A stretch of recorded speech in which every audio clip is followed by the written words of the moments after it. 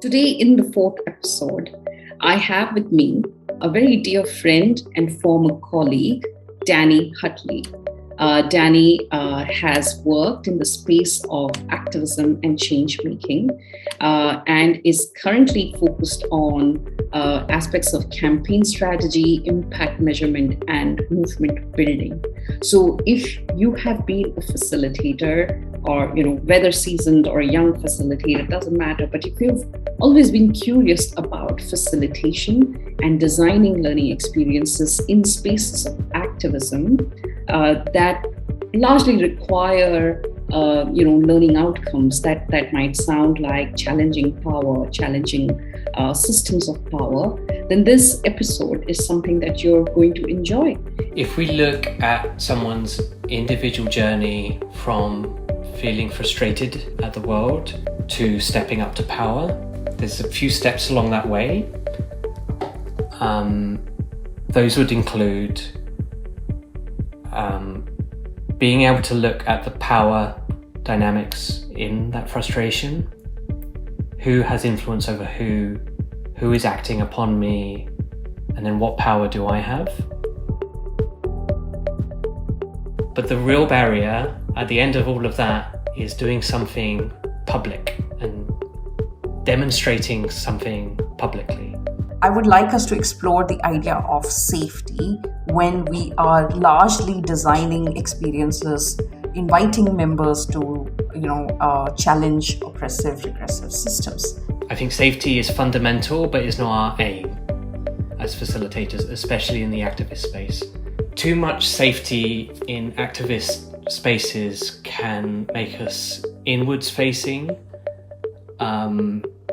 focused on comfort and building our own sense of identity rather than challenging the oppressive systems that are out there and are unsafe. The world is unsafe, and we need to create a baseline of safety within our activist network so that no one is harmed. But we don't aim to create only safety in those spaces. We have to embrace some forms of conflict, forms of honesty and challenging each other, and then preparing ourselves to challenge the systems in the world. If we prioritize safety too much there, then whose safety are we prioritizing? Are we actually just prioritizing the comfort of people like me who go around the world feeling very safe all of the time?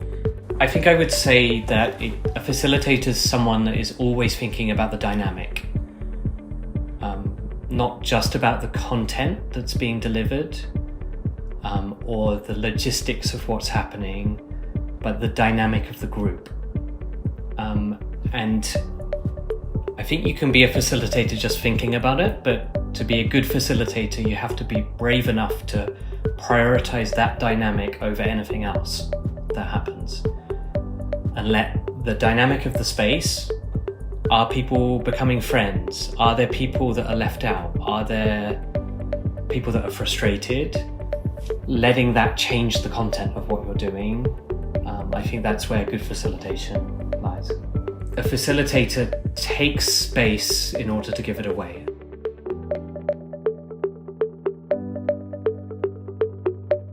You can learn as much from watching someone fail to facilitate as watching a hero facilitator. The outcome might be something more like the group feels more connected to each other. They feel more able to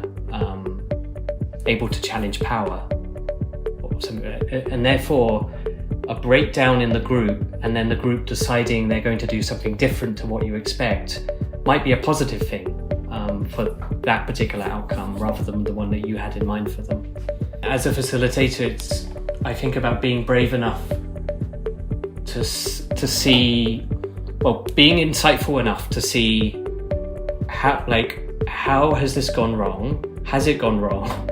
Who's saying this has gone wrong? And what are the positive things that are coming out of this conflict or this challenge? And then being brave enough to say, we're going to scrap the agenda and go with this energy. That's an example of, if your goal is to have an empowered group, gosh, that's an empowered group that takes the microphone and changes everything. The word empowerment actually involves several things, including self-belief, community belief, and also all of the structures around me that stop me from wielding my power. All of the disempowerment is as much part of that word as the empowerment word.